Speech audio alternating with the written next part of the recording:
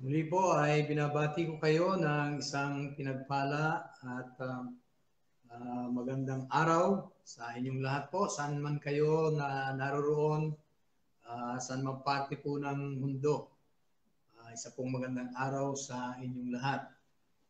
Ang ating pong bibigyan ng pansin ngayon ay isa sa mga topics po na hanggang ngayon ay pinag-aaralan po ng mga tao, lalo na yung mga philosophers, mga theologians.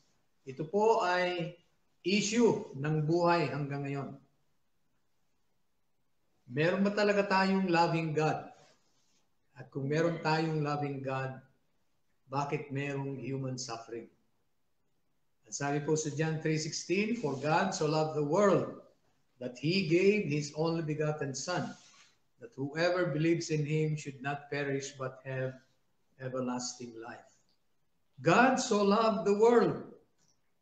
And yet, pag tinignan po natin ang kapaligiran natin, lalo na po yung sa mga lugar na may kaguluhan, at maraming human suffering tayo pong nakikita, nasasaksihan. Magkakaroon po tayo ng katanungan. Ito bang human suffering na ito? At saka yung ipinakikilala natin na loving God, compatible ba itong dalawang ito? Right? Yung isa nating key verse, matatagpuan sa John 10:10, the thief, ito po yung one, yung sumisimbolo kay Satan. The thief does not come except to steal and to kill and to destroy. I have come, si Jesus Christ, I have come that they may have life and that they may have it more abundantly. So narito po yung dalawang contrasts. Yung isa, ang kanya pong pakay ay magnakaw, pumatay, at manira. Ang atin namang Panginoon sa kabilang banda, nandoon naman siya para magbigay ng buhay at magbigay po nito ng masagana. Ayan. So narito ang dalawang puwersa po na nagtatalo, naglalaban. At kaya mahalaga po na malaman natin ang relationship ng ating loving God sa human suffering. Para alam po natin kung ano ang meaning pagka nakakakita po tayo ng mga sufferings ng tao. Tayo po ay manalangin. Dakila naming Diyos sa mga banal na makapangyarihan sa lahat. Maraming salamat po sa mga nagdaang sandali ng inyong pag-iingat sa amin habang kami po ay sumasamba at nagpupuri sa inyong dakilang pangalan. Aming pong nihahabilin ang aming gagawing pag-aaral muli, Panginoon. Ang banal na Espiritu nawa pong manguna sa amin, siyang magbukas ng aming puso at isipan, Panginoon, upang aming maunawaan ang mga bagay na ibig niyong ihayag sa amin sa umagang ito. Patawad kung saan po kami nagkulang at nagkasala, O Diyos. Ito po ang aming samad dalangin sa pangalan ng aming Panginoong Hesus. Amen. Ito pong nangyayaring gera po sa pagitan ng Russia at ng Ukraine. Ang Russia ang aggressor. At nakita po natin dito, nasa na po tayo, pang 31st day na ngayon. Isang buwan na ang gera pong iyan. At nakita po natin sa loob lamang ng isang buwan kung ano po ang nangyari sa bansa ng Ukraine.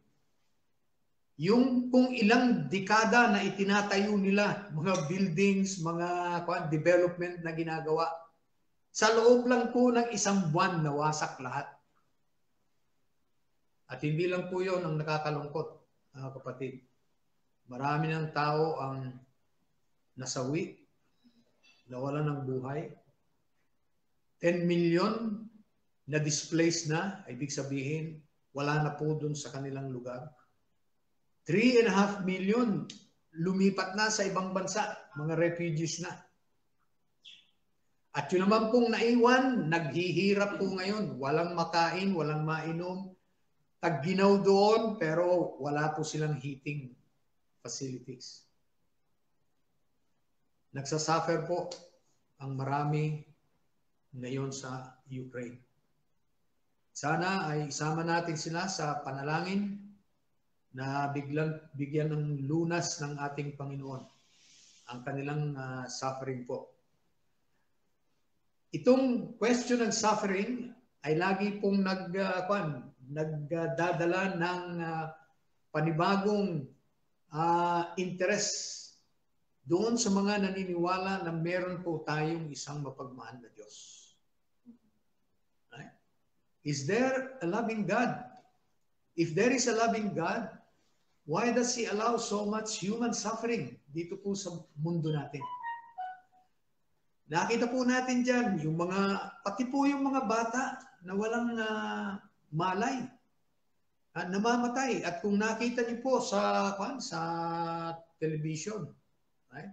O ano man yung pinanonood niyo po, yung pong mga bangkay, itinatapon na lang sa hukay.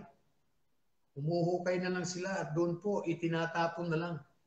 Nilalagay na lang sa mga body bags at tapos itinatapon doon at tinatabunan. Marami rin pong mga lalaki at babae na maim na. Nawalan ng parte sa katawan. Marami pong paghihirap ang nakikita natin ngayon sa Ukraine. Death and destruction are everywhere. Kaya ito pong tanong na ito, if there is a loving God, why does He allow so much human suffering? At ito po ay naging katitisuran po ng marami na hindi malaman ang tamang kasagutan.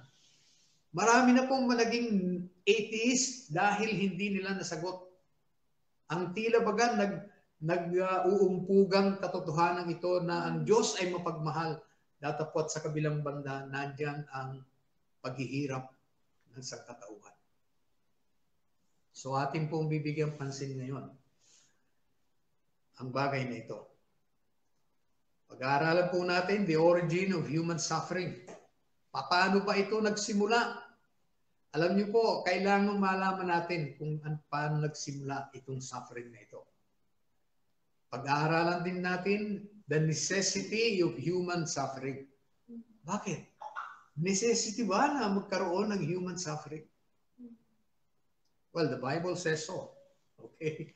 At diyan natin malalaman kung bakit necessity ang human suffering sa mundong ito.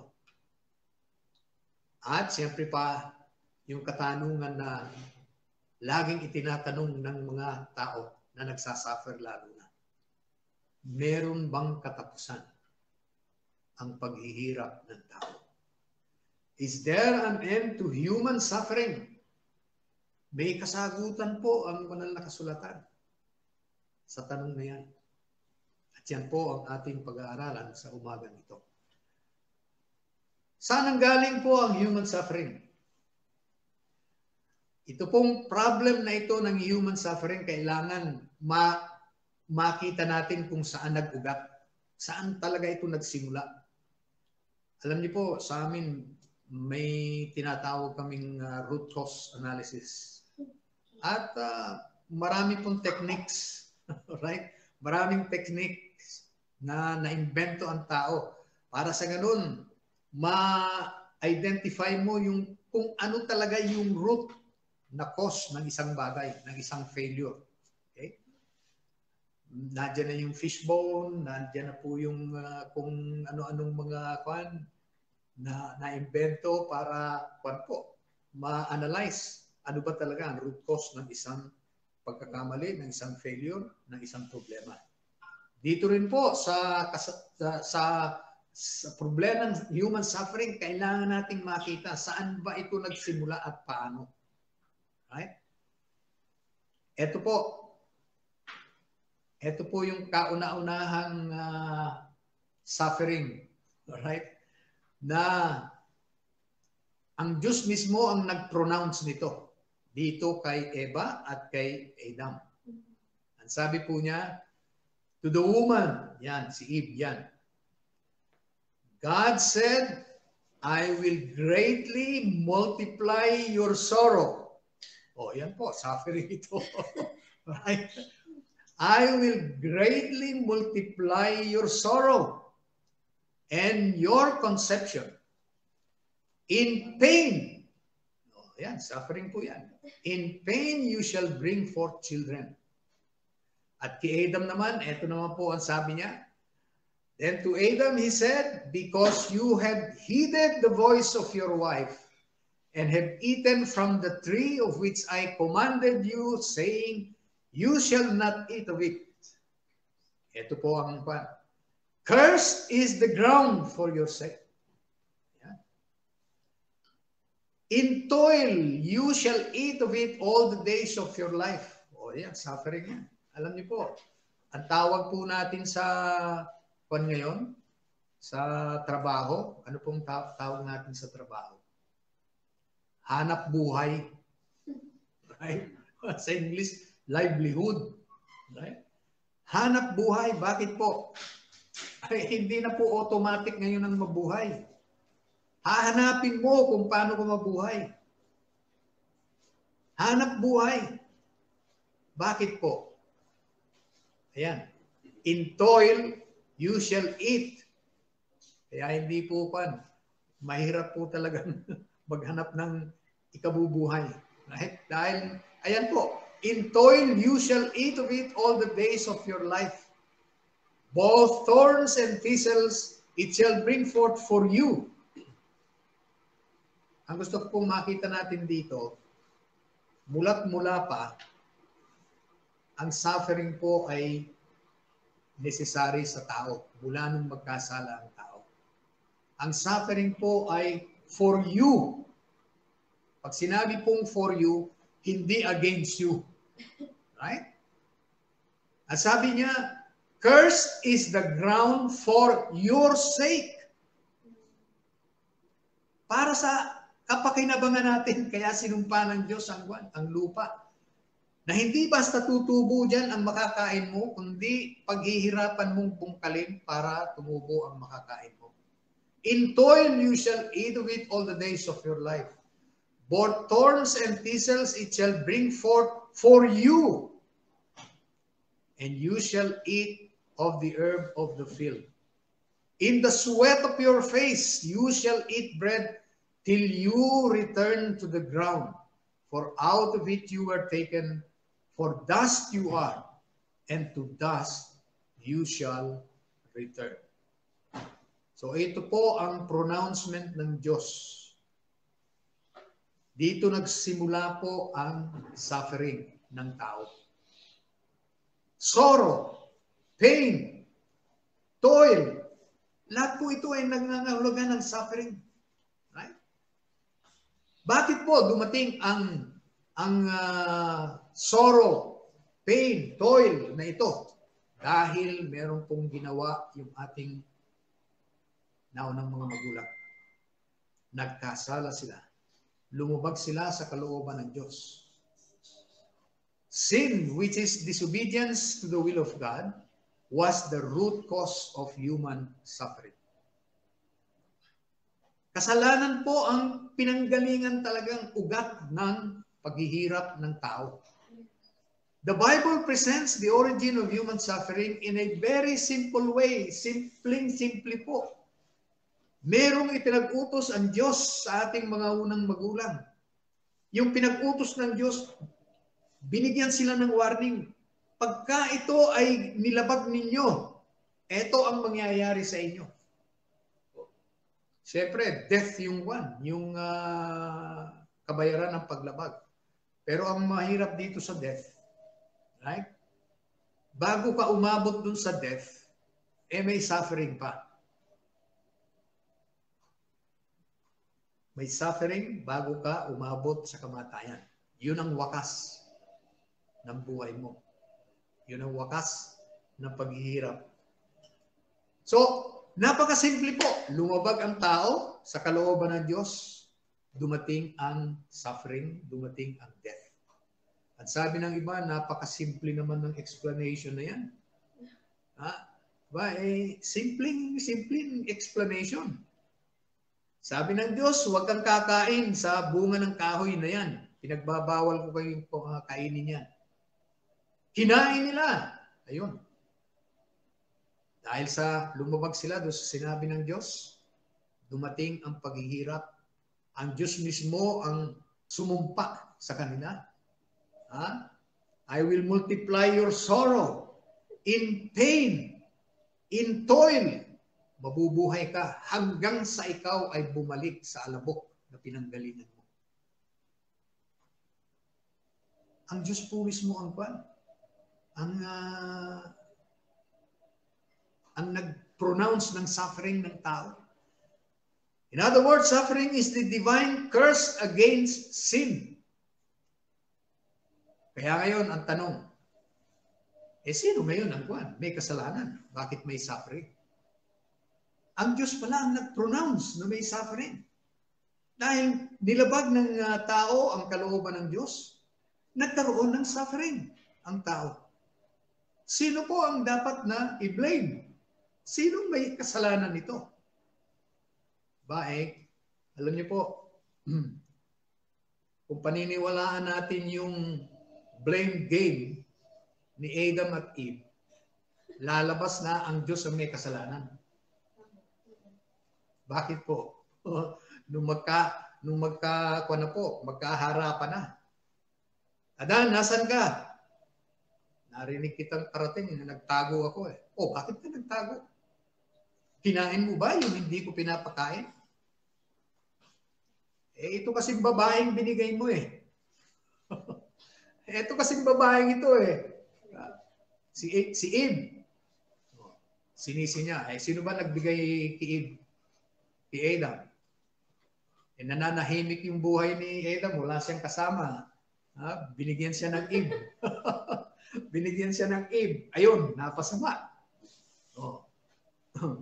So para ba sinasabi ni Adam, Lord, binigay mo sa akin yung babae yun . Kung hindi mo yan ibinigay sa akin, hindi ako matutuksong kumain. Eve, ikaw, bakit ka kumain? Bakit mo kinain yung hindi ko pinapakain sa'yo? Ano naman ang katwiran ni Eve? Itong ahas Itong ahas, binaya ako . Sino bang may lalang sa ahas? Di ang Diyos.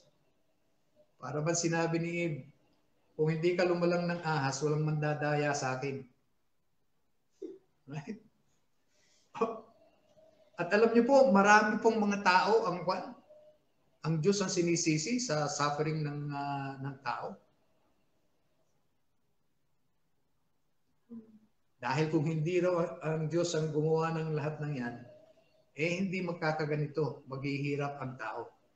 Pero, tayo muna, right? Ipalagay na natin na walang ginawa ang Diyos kung nung labagin ng tao ang pinag-utos niya. Suppose, walang ginawa ang Diyos. Hindi niya kinurse ang tao. Hinayaan niya. Pagkain lang naman yan, di ba? Naalala ko tuloy yung kanina pagbukas ko ng FB, ang bumulaga sa akin yung isang post. Sabi niya, di ba ang chocolate ay inilalagay sa ref para tumigas? Bakit yung chocolate ko inilagay ko sa ref na wala? Natawa tuloy ko.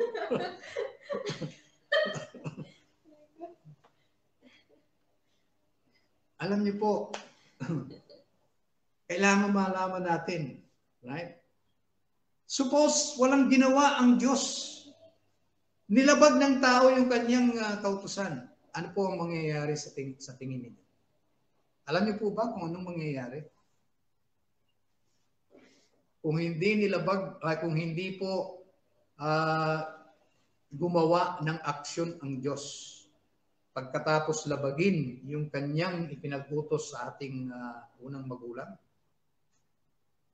ang mangyayari po, mas marami pa pong paglabag ang darating. Kahit na ano ngayon ang sabihin ng Diyos, wala na pong kwan, wala nang susunod. Alam niyo po ba kung gaano kagulo ang mundo? Pagka ang utos ng Diyos ay hindi na sinusunod, alam niyo po ba kung gaano kagulo ang mundo? Naku, mas magulo pa po kaysa sa nangyayari ngayon. Now, tingnan na lang natin itong kwan. Tingnan na lang natin itong human government muna. Okay? Itong mga tao po, nakita nila, pagka nagdidigmaan ang mga bansa, nakita nila na maraming suffering po. At ang nakita nila, pati yung mga hindi naman kasama sa away, yung mga civilians, right? Pagka nag-away yung mga sundalo, nadadamay yung mga civilians. So ano po ang ginawa ng mga bansang ito? Nagkatipon po sila. At sabi nila, kailangang maiwasan itong human suffering ng mga civilians. So noon po sa Geneva Conventions, ay gumawa po sila ng tinatawag na rules of war. Rules of war. Alam niyo po, may rules ang war. At ito po ay niratify, ang rules of war ay niratify po ng 196 nations or countries. 196 states. Meron po tayong 200 mahigit na mga countries ngayon. 196 countries ang nag-ratify po ng rules of war. Na kung tawagin po, ang tawag nila ngayon, International Humanitarian Law. Yan po ang tawag.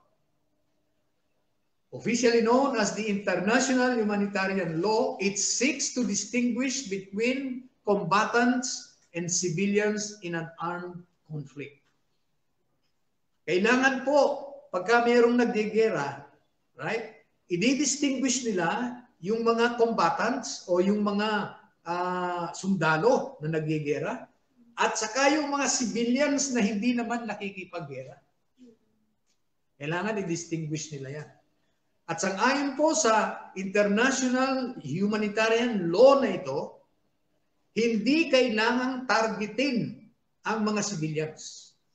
Malinaw po yung law na yan ng war. Hindi kailangang targetin, huwag tatargetin ang mga civilians at ang mga bagay na kailangan ng mga civilians para mabuhay. Ano po ang kailangan ng mga civilians para mabuhay? Kailangan po nila ng bahay, kailangan nila ng services, kuryente, tubig, kailangan nila ng pagkain, kailangan nila ng ospital, kailangan po nila ng schools. Ito pong mga bagay na ito na kailangan ng mga civilians para mabuhay, hindi po dapat tinatarget ng mga nag-aaway, ng mga sundalo.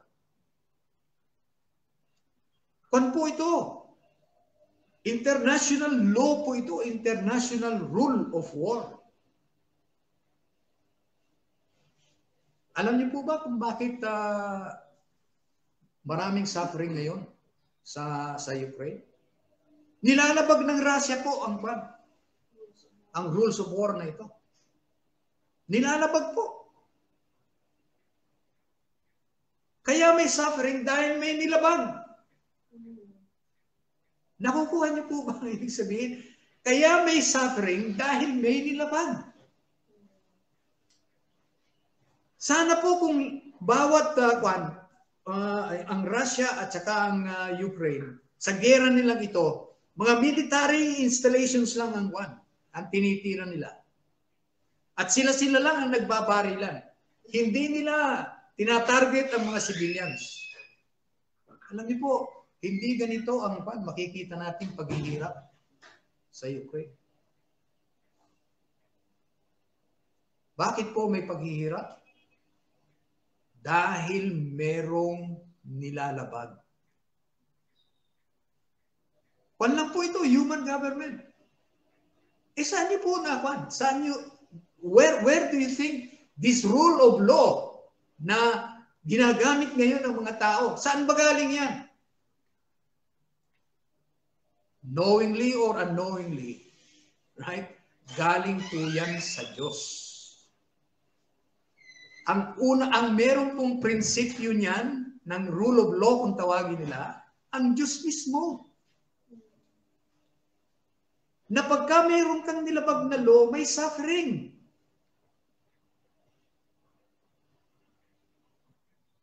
Kwan po yan, malinaw. Right? Alam niyo po, kung may nilabag at walang suffering, alam niyo po ang mangyayari? Lahat gagawin na ng tao.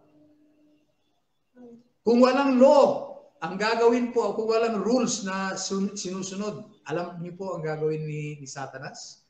Yung kanyang gustong gawin talaga, gagawin na niya. To steal, to kill, and to destroy. Hindi lang pong Ukraine ang magiging site ng suffering. Right? Bawat bansa magiging site ng suffering.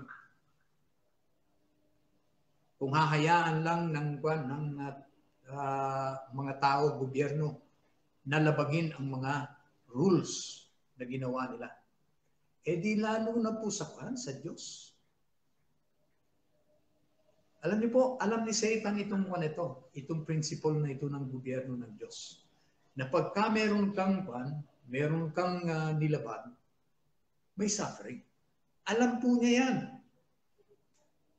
At dahil alam po niya yan, dahil siya po ay once naging under po siya sa willingly, naging unobedient siya sa rule ng Diyos bago siya nagrebelde. Kaya alam po niya yan. At nung magrebelde siya, dumating ang suffering sa kanya at sa kanyang mga kampon. Ang ganda ng buhay nila sa piling ng Diyos. Ngayon, ano ang nararamdaman nila? Natatakot sila sa Diyos. Meron silang kinatatakutan ngayon. At pag may kinatatakutan ka, nagsasuffer ka. Di po ba? Pagka may kinatatakutan ka, nagsasuffer ka. Kaya ang mga demonyo, nagsasuffer ang mga demonyo. Ang katunayan yan mabanggit nga lang daw yung pangalan ng Diyos nanginginig yung mga yan Totoo yan. Dahil alam na nila na ang kanilang final destiny, alam na nila na pagka may nilabag, may suffering. Alam po yan ni Satan. He knows it too well that sin brings suffering dahil yung pong paglabag ay kasalanan. At yung suffering na yan, that will ultimately lead to death. Satan knows that very well. Obey, live. Disobey, suffer, and die. Yan po ay Yan po ay principle talaga ng kahit na anong gobyerno. Kahit na anong gobyerno. At saan ang galing yan? Nanggaling yan sa Diyos. Kaya naisipan niya ng mga tao. Yung rule of law na yan. Kaya po niya naisipan yan. Dahil sa yan ang wisdom na ibinigay sa kanila ng Diyos dahil ang Diyos mismo ang prinsipyo ng kanyang gobyerno ay ganyan. The rule of law. Now, if man does not suffer and die for disobeying God's will, more human suffering will follow. At alam po ni Satan yan. Satan knows this very well. And so, he deceives man into committing sins. Para sa ganun, pag na-deceive niya at nag-commit ng sin, ayan. Magsasuffer na yan. Right? At hindi lang po hindi lang yung sarili niya magsasuffer. Usually, pagka ang isang tao ay lumalabag, hindi lang po yung sarili niya ang nagsasuffer, nakakadamay pa po siya sa suffering ng iba. Tingnan niyo yan si Putin. Nilabag niya ang Geneva Conventions. Tinatarget niya ang mga civilians. At yung mga institutions na kailangan ng mga civilian, the things that civilians need in order to live. Tinatarget niya. Ibig sabihin, nilalabag niya ang rules. Nagsasuffer siya. Yan, sanction. Ang inflation sa skyrocketing. Yung nila ngayon, yung pera nila, yung halaga ng pera nila bago nagkagera, at yung pera nila, ang halaga ng pera nila ngayon, 9 times na lumiit yung pera nila. Isipin niyo yan, sa loob lang ng isang buwan. Yung pera mo biglang lumiit ng 9 times. Yung dati, ang pera mong 1,000 rubles, nakakabili. Ngayon, yung mabibili ng 1,000 rubles mo ay halagang 100 na lang nung nakaraang buwan. Imagine niyo po, na dati, ang daming nabibili nung nung 1,000 reals mo, ang daming nabibili. Naalala ko pa nung kararating namin dito sa Qatar. Right? ang po noon, pag nag-grocery si Mami, ang lang po, ang pinag-uusapan, tens and hundreds lang po ang pinag-uusapan. Pag nag-grocery ka, yung pong ang tawag dun sa pinupos, yung trolley. 300, 400, puno na. Ngayon po, ilang libo na Hindi pa puno yung trolley mo Right? Yan po ay dahil sa paglabag ni Putin dun sa rules. Nagsasuffer, hindi lang po siya ang nagsasuffer pa pati yung kanyang mga citizens. Isipin nyo, hindi na sila magpag-travel ngayon. Isipin nyo, biglang hindi nila magamit yung kanilang ATM, hindi nila magamit yung kanilang credit card. Biglang-bigla nawala yung Facebook, biglang-bigla nawala yung YouTube. At hindi na sila makapag-transact ng business sa labas. Isipin nyo po yung suffering na yan. Yan po ang prinsipyo, right? You break the rule, you suffer. At yan po ay galing sa Diyos. Bakit po? Dahil kung hindi magsasuffer, pag nag-break ka ng law, uulit-ulitin mo i-break yan. Kung hindi ka nagsasuffer. Alam niyo po, matututo ka lang ng obedience pagka nagsuffer ka. It's the truth. Yan po ay nasa Bible. You learn obedience by the things that you suffer. Kahit na po si Jesus Christ. Since the fall of Adam, man can only learn obedience through suffering. Even the Lord Jesus learned obedience through suffering. Ito po ang sabi sa Hebrews 5 verse 8. Though si Jesus, was a son, yet he learned obedience by the things which he suffered. Kaya lang po, yung suffering ni Jesus Christ, suffering hindi dahil sa kanyang kasalanan, kundi dahil sa kasalanan ng iba na kanyang inako. Dahil pagka ikaw ay lumabag, ikaw po ay magsasuffer. That's the divine principle. That is the divine principle behind the rule of law ng tao. If you disobey, you suffer. Pero si Jesus Christ nga, dahil inako niya lang yung disobedience ng iba, kaya siya nagsuffer. Right? But the principle is still holds. Pero natuto siyang mag-obey. Right? By the things that he suffered. Dahil sa kasalanan ng tao. He became obedient unto death. Alam niyo po ba? Dahil dito sa principle na if you suffer, if you disobey, you will suffer. Alam niyo po ba, hindi na mabilang kung ilang diktador, right? Kung ilang diktador ang na-spare ang mundo dahil sa principle na yan. Kung hindi nag-suffer si Hitler, kung hindi nag-suffer si Saddam Hussein, kung hindi nag-suffer itong si Gaddafi, kung hindi nag-suffer yung iba pang mga diktador dyan, hindi lang po ganyan karami ang diktador na lalabas dito sa mundong ito na magpapahirap sa tao. Bakit po hindi naglabasan na yan? Dahil natutunan nila na pagka ikaw ay nag-violate ng rule, magsasuffer ka. These dictators violated human rights. Nagsuffer sila. Kaya marami pong would-be dictators ang hindi na po nagpatuloy at hindi na sumulpot dito sa mundo, sparing humanity of their cruelties. Bakit po? Dahil nakita nila, if you violate rules, you will suffer.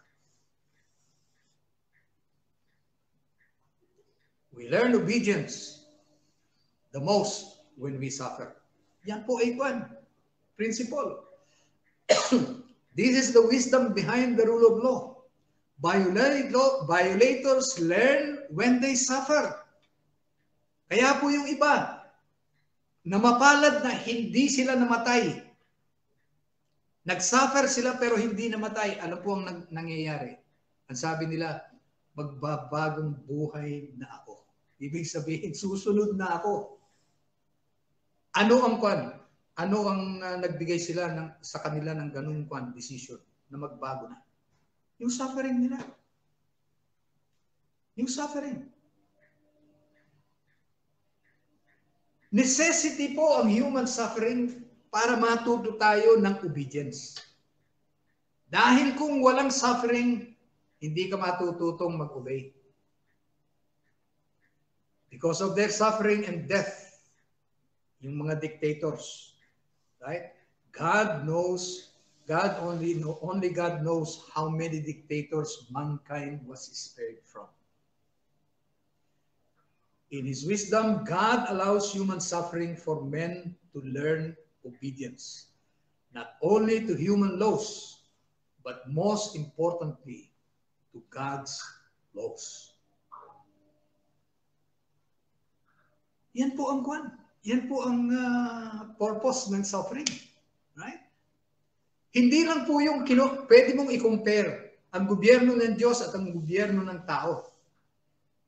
Pagka ang gobyerno ng tao na pinapatakbo ni Satan, ang gulo, ito naman ang gobyerno ng Diyos. Right? Dito makikita po natin ang malaking pagkakaiba. Dito makikita natin ang pagkakaiba ng gobyerno ng Diyos at gobyerno po ni Satanas na ipinapakita ng mga gobyerno po ng mga tao.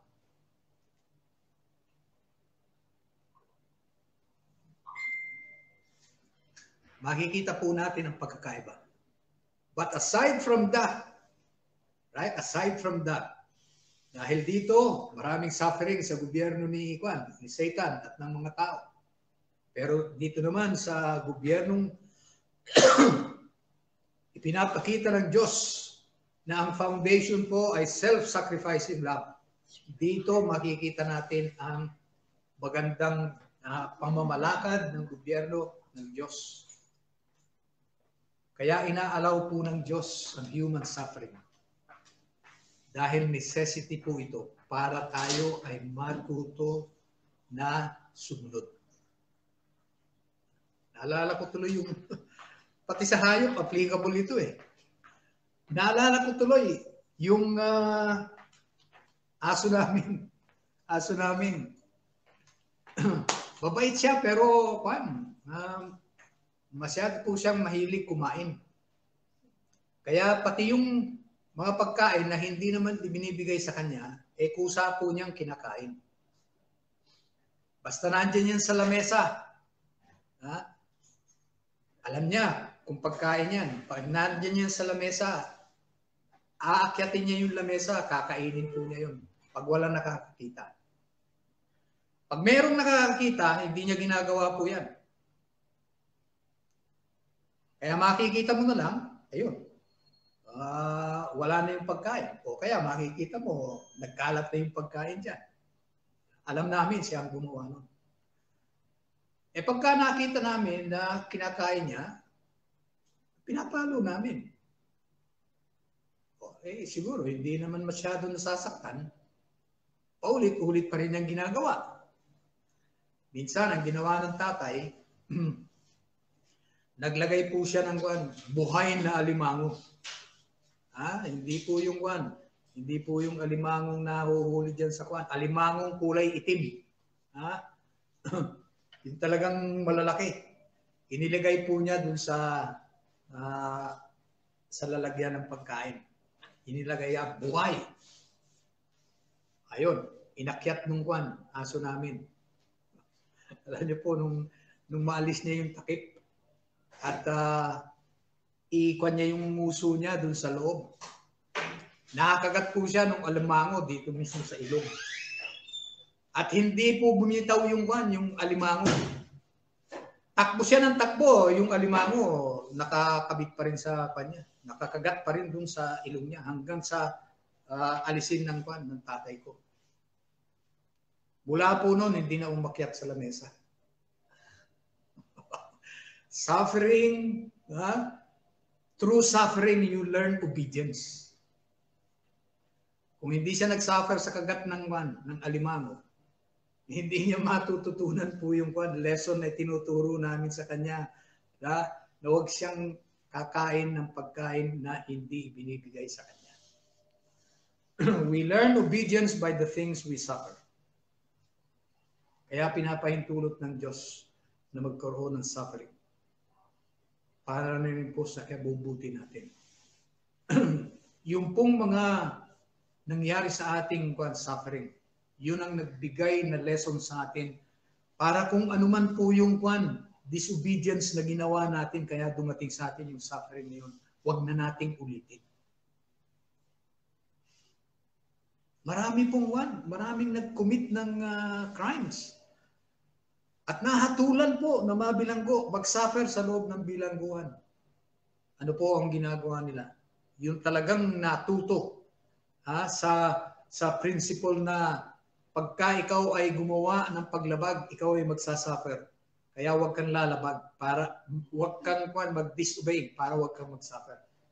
Yung marami po sa kanila ang natuto. Merong mga ilan siguro na hindi natuto, pabalik-balik sa kulungan. Pero yung po talagang natuto dahil sa hirap na inabot nila sa kulungan. Ang sabi nila, nagbagong buhay na sila. Ibig sabihin, ang buhay nila ngayon ay obedient pa na, life. Maybe obedient sa law of the land. Pero that's how they learn obedience, by the things that they suffered. So looking at the other side of suffering, kaya pinapahintulutan po ng Diyos ang bagay na ito. Hindi lang para makita natin na ang gawa ng kaaway talaga ay to steal, to kill, and to destroy. Yun po talaga ang intention ni Satanas. But at the same time, God is teaching us to obey by means of suffering. Hindi lang po yung suffering natin sarili, pati yung suffering po ng iba. Yan ay nagbibigay po sa atin ng lesson. Alam niyo po, kung hindi natin babasahin ang lesson na itinuturo ng suffering ng iba, mauulit po yun sa ating karanasan. Kaya dapat wag na nating hintayin na kung nag-suffer siya. Right? Dahil meron siyang ginawa, nag-suffer siya. Wag na natin pong hintayin na mangyari sa atin yun. Uulitin natin yung pagkakamali niya at mangyayari sa atin ang naging suffering niya. We learn obedience by the things we suffer. Mula nang magkasala ang tao, ganyan na po ang paraan para turuan tayo ng Diyos para sumunod. Kasi matigas ang ulo. Right? kailangan pong mag-suffer bago maunawaan na ang disobedience ay talagang nagbibigayan ng suffering, ng kaguluhan. Right? So, yan po, God has appointed the day. Kailan wala na bang katapusan ng paghihirap ng tao? Well, meron po. God has appointed a day to end all human suffering. That day is the second coming of the Lord Jesus Christ. The great day of judgment, kung saan po yung mga finally impenitent, finally unrepentant na mga tao, na mga sinners, kasama ni Satanas, ay papawiin na ng Diyos magpakailanman. Sin and sinners will be gone. Ang sabi po dito sa Revelation 21 verse 4, and God will wipe away every tear from their eyes. There shall be no more death, no more sorrow. Oh, yan ang narinig natin sa curse ng Diyos kay Juan, di ba? Kay Eve at saka kay Adam. There will be no more death, nor sorrow, nor crying. There shall be no more pain, for the former things have passed away. Yan po ang magiging experience natin sa new heaven and new earth. Like what we have learned, that human suffering is God's curse against sin. But Jesus has redeemed us from God's curse, being made a curse for us. Yung pong nangyari sa ating mga unang magulang, yun po ang sumpa ng Diyos sa paglabag ni Adam at Eve. Pero, yan po ay tinubos na tayo ng Diyos sa pamamagitan ng ating Panginoong Jesucristo mula sa curse na yan. Right? Christ has redeemed us from the curse of the law, having become a curse for us. For it is written, cursed is everyone who hangs on a tree. Galatians 3:13. This is why in our final home, wala na pong curse. There will be no more curse and no more suffering because there will be no more sin. Ang sin po ang cause ng suffering. And there shall be no more curse, but the throne of the Lamb of God and of the Lamb shall be in it, and his servants shall serve him. Revelation 22 verse 3. So now, alam na po natin, right? Meron na po tayong mas malawak na pananaw. Why does God allow human suffering? Isa, para makita natin ang gawa ng kaaway, ang suffering, at yung gobyerno ng Diyos. And at the same time, matuto po tayong sumunod sa kalooban ng Diyos. Right? We understand why God allows human suffering, which is intended for evil by Satan, but which God intended for good, so that men, especially us believers, may learn obedience to God's will. When all of Satan's rebellion at saka yung results ng rebellion niya will be laid bare to all intelligent beings, both men and angels, all eyes will see the evil of Satan's government and will see the righteousness of God's government. God will stand vindicated. He will be justified in bringing an end to suffering and death by banishing from his creation all sins and sinners for eternity. So merong katapusan ang suffering. Praise God! Dahil meron pong katapusan ang suffering. At merong katapusan ang kasalanan na nagdadala po ng suffering sa tao. Purihin ang Panginoon, compatible po ang loving God at ang human suffering. Right? Compatible po yan. Because we learn obedience by the things that we suffer. Sa panahon po na tayo ay nasa sinful state, that's how we learn obedience, by the things we suffer. Purihin po ang Panginoon sa mga katotohanan na ating napag-aralan sa umagang ito. Harinawa na ito po ay makatulong sa atin na maunawaan pagka nakakakita po tayo ng suffering. Para sa ganun, masagot natin yung katanungan, why does a loving God allow so much suffering in the world? Panalangin po natin ang mga nagsasuffer, lalong-lalo na po yung mga nagsasuffer dahil sa kagagawan ng iba na hindi naman nila kasalanan. Hindi naman kasalanan ng mga nagsasuffer na Ukrainians na magpan si Putin, lumabag si Putin sa rules of war. Hindi naman nila kasalanan, pero nadadamay sila. So let's pray for them. Let's pray for those, especially mga civilians na hindi dapat madamay dahil meron naman pong mga rules ang law, ang war. Huwag lang lalabagin, hindi po kawawa ang mga civilians. Purihin po natin ang Panginoon sa umagang ito na naliwanagan po tayo sa issue ito. At tayo po ay magwawakas sa isang panalangin. Panalangin po tayo, mga kapatid. Dakila namin Diyos sa mga banal na makapangyarihan sa lahat. Maraming salamat po sa mga nagdaang sandali. Daming natutunan kung bakit inaalaw po ninyo ang suffering dito sa mundo.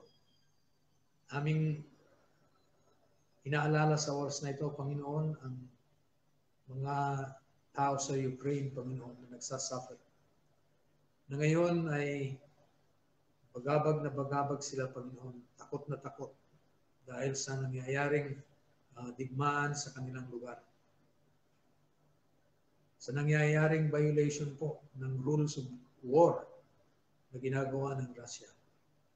Panginoon, habagan mo po sila, kalingayin niyo po sila, Panginoon, at ipagsanggalang laban sa gawa ng kaaway, Panginoon. Huwag nawa pong magpatuloy ang pamiminsala, Panginoon, ng gerang ito sa kanila. Turuan po ang mga sangkot dito, Panginoon, sa gerang ito na sumunod sa rules of law. Para sa ganun, Panginoon, hindi mag-suffer ang maraming innocent civilians. Pagkaloob po ang kanilang pangangailangan, O Diyos, na sinira ng gerang ito. Pabutin sa kanila ang mga tulong ng iba't ibang bansa, Panginoon, lalo na ang tulong sa pagkain, sa tubig, sa gamot, Panginoon. Harinawa, makarating ito sa kanila. At maibsan ang kanilang paghihirap. Amin din pong hinihiling ang wisdom and knowledge sa mga world leaders na sangkot sa digmaang ito. Bigyan niyo po sila ng wisdom, Panginoon, upang wakasan ang digmaang ito. Matigil na po ang suffering ng mga taong naapektuhan ng digmaan. Lalong-lalo na, Panginoon, ang inyong mga anak, ang inyong mga churches sa Ukraine, Panginoon.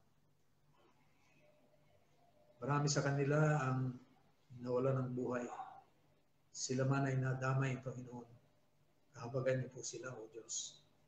At kalingain, payapain, Panginoon, ang kanilang mga nagugulumihan ng damdamin sa oras na ito. Kaya nawa po maging sanggalang nila, Panginoon, tulad ng inyong ipinangako sa inyong mga banal na salita.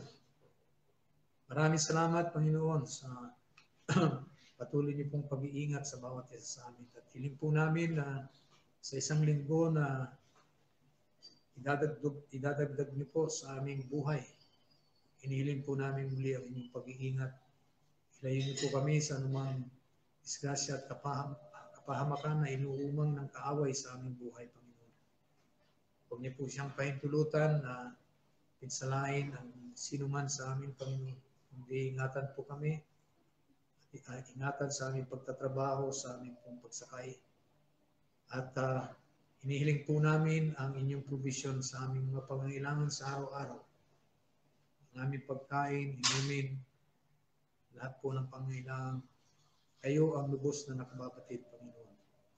Nananalig po kami na sa inyong taktang panahon ay pagkakalob nyo ang kasapatan sa aming mga pangangailangan. Amin din pong hinihiling ang spiritual strength na kailangan namin upang managumpay po kami sa aming mga kahinaan at mga tuksong dumarating sa aming buhay. Matutulawa po kami ng pagsunod sa inyo, O Diyos, sa mga bagay na aming naranasan, mga sakit at kalungkutang aming naranasan dahil sa aming pagsuway. Maraming salamat, Panginoon, sa mga leksyon na aming natutunan. Harinawa na sa isang linggong ito ay muli magawa namin ang mga bagay na ibig ninyong ipagawa sa amin at maiwasan namin ang mga bagay na hindi nyo ibig na gawin namin, Panginoon. Muli, inihabilin po namin ang aming mga sarili sa inyong palang kamay. Palain po kami at bendisyonan, Panginoon. May the love of God the Father, the grace of Jesus Christ, His Son, and the fellowship and communion of the Holy Spirit be with us all now and forever. This we pray in Jesus' name. Amen.